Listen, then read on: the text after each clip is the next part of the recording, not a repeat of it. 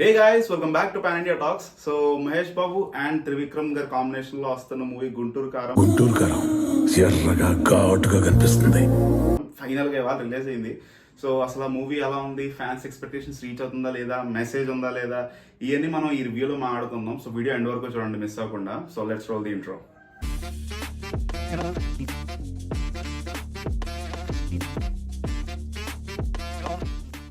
Yes, finally movie వచ్చింది. నేను కూడా త్రివిక్రమ్ గారి మీద at the same time Mahesh Babu గారి మీద చాలా ఎక్స్పెక్టేషన్స్ పెట్టుకుని మూవీకి అయితే వెళ్ళాను.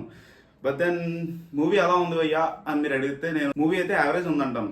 బికాస్ దీనికి కొన్ని రీజన్స్ ఉన్నాయి. At the same time first thing, fans, Mahesh Babu గారి ఫ్యాన్స్ పండగ చేసుకుంటారు. Because movie is a feast for Mahesh Babu గారి ఫ్యాన్స్. ఎందుకంటే పోకిరి తర్వాత మహేష్ బాబు గారిని ఇంత మాస్ యాంగిల్లో మనం చూడడం ఇదే చాలా చాలా మూవీస్ తర్వాత ఇదే ఫస్ట్ టైము. ఈ మూవీలో మెసేజ్ అంటే ఏం లేదు. It's purely entertainment. ఫ్యాన్స్కి అయితే పిచ్చ ఫన్ ఉంటుంది, పిచ్చ ఎంటర్టైన్ చేసుకుంటారు. సో మరి మూవీ ఎందుకు బాగాలేదు అంటున్నావు బ్రో అని మీరు అడిగితే దీనికి కొన్ని రీజన్స్ ఉన్నాయి. ఫస్ట్ థింగ్ ఏంటంటే మూవీ స్టార్టింగ్ అంతా చాలా బాగుంటుంది. ఫస్ట్ హాఫ్ ఇంట్రెస్టింగ్ ఉంటుంది, సెకండ్ హాఫ్ కూడా చాలా బాగా తీసుకెళ్తాడు ఒక ఎమోషనల్ డ్రామాలో. కానీ మీరు ఎమోషన్స్ కనెక్ట్ అవ్వరు. ఎందుకు కనెక్ట్ అవ్వరు అంటే ఆ ఫ్యామిలీ మెంబర్స్ మధ్య ఉండడం కానీ, లేకపోతే మహేష్ బాబు గారు ఆర్ ది అదర్ పీపుల్, అంటే ఇంకా మిగతా క్యాస్ట్ ఎవరైతే ఉన్నారో వాళ్ళ మధ్యలో మీకు ఆ ఎమోషనల్ బాండింగ్ అనేది సరిగ్గా ఎస్టాబ్లిష్ చేయలేదు. మీకు స్టార్టింగ్ నుంచి ఆ కాన్ఫ్లిక్ట్ మీద కాన్సన్ట్రేట్ చేస్తారు తప్ప ఆ ఎమోషనల్ బాండింగ్ మీరు అంతా సరిగ్గా ఎస్టాబ్లిష్ చేయకపోవడం వల్ల మనకు ఆ స్టోరీలో మీకు ఏంటి అంటే లాస్ట్కి ఆ ఎమోషన్ సీన్స్ ఎప్పుడైతే మనకు పెడతారో, ఎప్పుడైతే మనకి క్లైమాక్స్ వస్తుందో ఆ క్లైమాక్స్లో ఎమోషన్ పండదు అనమాట. అంటే మీరు అంత కనెక్ట్ అవ్వలేరు. స్టార్టింగ్లో సీన్స్ లేవు కాబట్టి మీకు వాళ్ళిద్దరి మధ్యలో రిలేషన్షిప్ అంత బాగా ఎస్టాబ్లిష్ అవ్వలేదు కాబట్టి ఆఫ్ కోర్స్ మీకు లాస్ట్లో క్లైమాక్స్లో ఎమోషన్ అంత బాగా పండలేదు. ఇది one of the back drop. Second thing ఏంటంటే బాబు యాక్టింగ్ బాగుంది, but rest of the caste కూడా చాలా బాగా యాక్ట్ చేశారు. Acting wise every one was fine.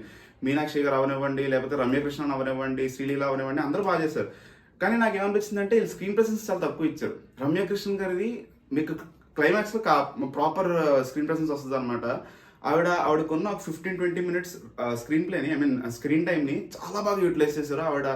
ఆవిడ ఉన్నంతసేపు చాలా బాగుంటుంది అనమాట. దీనికి క్వైట్ ఆపోజిట్ శ్రీలీల గారు అనమాట. వీడికి స్క్రీన్ ప్రెసెన్స్ ఎక్కువ, కానీ ఎందుకంటే ఆవిడ కూడా తెలియదు మూవీలో. అంటే వస్తుంది, కుప్పిగంతలు వస్తుంది. బేసిక్గా చెప్పాలంటే ఆవిడని డాన్స్ అనేది పెట్టుకున్నారు, డాన్స్ వేస్తుందని చెప్పేసి.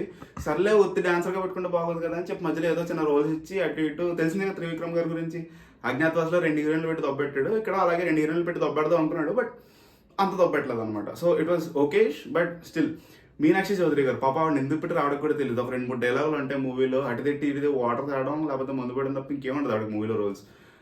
Apart from that Meenakshi Chaudhary గారికి చాలా తక్కువ రోల్ ఇచ్చారు, చాలా తక్కువ స్క్రీన్ స్పేస్. ఆవిడ గురించి అలా కొంచెం బాగా ఆడుంటే సరిపోయేది, లేకపోతే అసలు క్యారెక్టర్ అనవసరం. నన్ను అడిగితే ఆ మీనాక్షి చౌదరి గారిని ఎందుకు పెట్టినా ఇప్పటికే అర్థం కదా. సెకండ్ థింగ్, రమ్యకృష్ణన్ గారిది చెప్పేశాను. మన తర్వాత రావు రమేష్ గారు, ఆయనది సేమ్, ఆయన కూడా క్లైమాక్స్లోనే మంచి స్క్రీన్ ప్రెసెన్స్ ఉంటుంది అనమాట. ఆయనకు కూడా ఆయనకి ఇచ్చిన చిన్న రోల్లో చిన్న స్క్రీన్ ప్రెసెన్స్ కూడా చాలా బాగా తీసుకెళ్లారు అనమాట. And rest of the caste Prakash Raj గారు, మహేష్ బాబు గారు అలాగే చింపాతులు పరిచారు. వెన్నెల కిషోర్ గారు కామెడీ టైమింగ్ చాలా బాగుంది. త్రివిక్రమ్ గారు మూవీస్లో తెలిసిందే కదా, ఆయన రైటింగ్ కూడా తీసుకెళ్తారు, బట్ ఈ మూవీలో మీరు రైటింగ్ మిస్ అవుతారు అనమాట. త్రివిక్రమ్ గారు రైటింగ్ అంటే మీకు డైలాగ్స్ మళ్ళీ చాలా బాగుంటాయి. మధ్య మధ్యలో కొన్ని డైలాగ్స్, ఎక్కడైతే రావు రమేష్ గారు అనే డైలాగ్స్ కానీ, మహేష్ బాబు కూడా వారే డైలాగ్స్ కానీ, ఇవన్నీ చాలా బాగుంటాయి.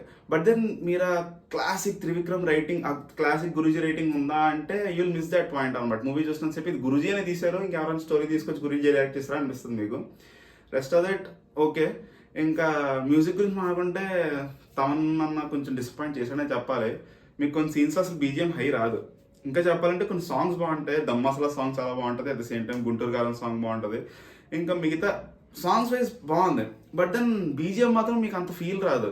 ఎలివేషన్ సీన్స్ దగ్గర చాలా స్లో మ్యూజిక్ ఉంటుంది. Emotional scenes wise okay, emotional scenes దగ్గర కొన్ని బీజిఎమ్స్ బాగా వర్కౌట్ అయినాయి, అంటే క్లైమాక్స్లో ఎమోషనల్ సీన్ కానివ్వండి మిగతాయి.